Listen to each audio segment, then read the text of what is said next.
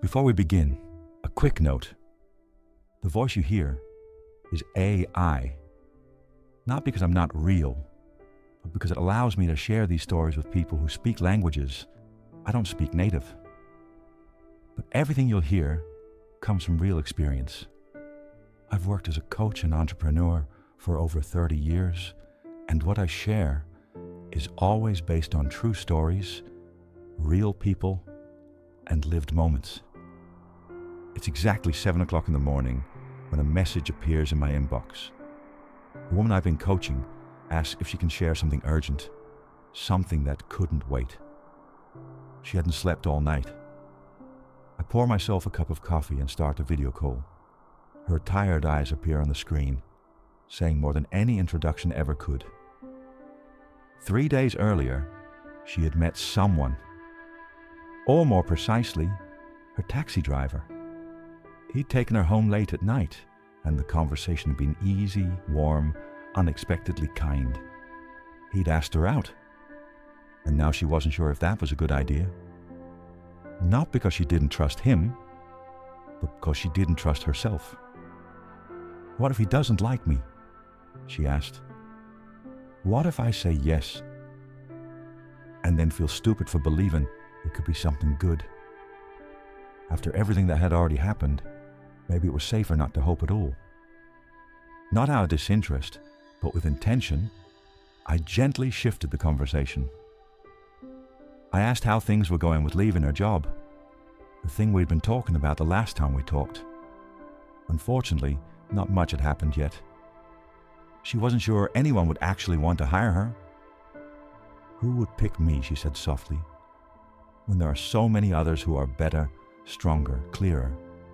And when I asked about the party, the one she'd been looking forward to for weeks, she hesitated.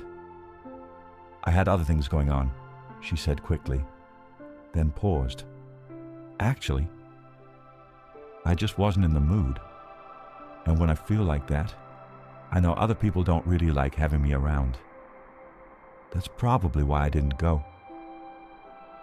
By now it's probably clear. This woman struggles deeply with the fear of rejection, and she's far from alone. Self-doubt, shrinking in comparison to others, is something many people deal with, even if some manage to hide it better than others.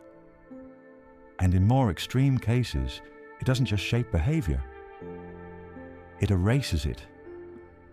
People stop showing up, stop trying, stop letting themselves be seen. Because the fear of being rejected can be incredibly strong. And it becomes even harder to face when someone starts blaming their past for it. When they say things like, "It's because of what my parents always said," or "It's because of what that partner did to me." As if what happened back then is still fully in charge now. As if they're still the same person they were years ago, untouched by growth, change, or self-reflection. But let's be honest, the fear of rejection doesn't come from the past.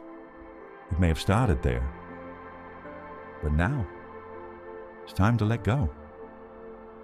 So the real question is, what exactly are you letting go of, and how? Because if you knew that, you probably wouldn't be stuck in the fear anymore.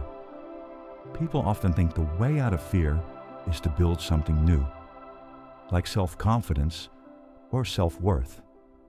And in a way, that's not wrong. But most of the time, that's not the way. The real path isn't about adding something, it's about letting something go. So what exactly should you let go? The belief that you're good at predicting, and the habit of generalizing.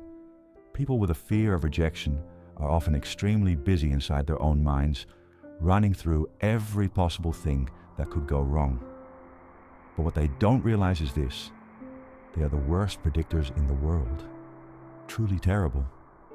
Imagine you have to run a quick errand to the grocery store. But before you leave, you mentally scan through all the possible disasters. Not once, but 3 times. You might forget your keys. A flower pot or roof tile might fall on your head. You could trip and break your leg be unable to work for weeks. The food you buy might cause food poisoning. You might forget your wallet or say something weird to the cashier and spiral into shame. Go ahead. Run through that loop 3 times. Or better yet, lie awake all night playing it over. Still feel like going out? Of course not. And yet that's what people with rejection anxiety do. Every day. And when it comes to generalization, their memory is razor sharp. They remember everything. Like that one time 5 years ago, when a cyclist had to swerve to avoid a car and nearly hit them. And now? Every cyclist is a threat. Every walk to the store is a high-risk operation. As if every single cyclist on every street is about to dodge a car, just as you happen to walk by. And when you call it out, the argument is always the same. Yeah, but I've already had 3 bad dates, so this one probably won't go well either. Really? As if 3 dates is enough to predict a 4th. I couldn't predict the next date if I'd been on 100, because every date is its own story. Just like every person, every interview, every opportunity.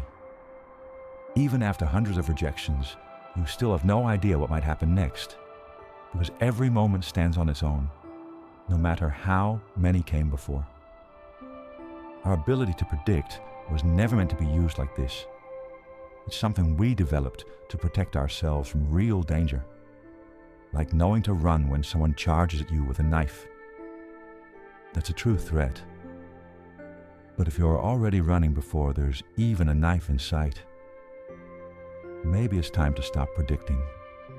Just don't. If you really want to doubt something, start by doubting your ability to predict the future. Because let me tell you, there's a 99.9% chance that you absolutely can't. And now imagine this. You stop predicting. You stop generalizing. And still, things don't go your way. You get rejected for the job. The date doesn't go well. Someone doesn't choose you.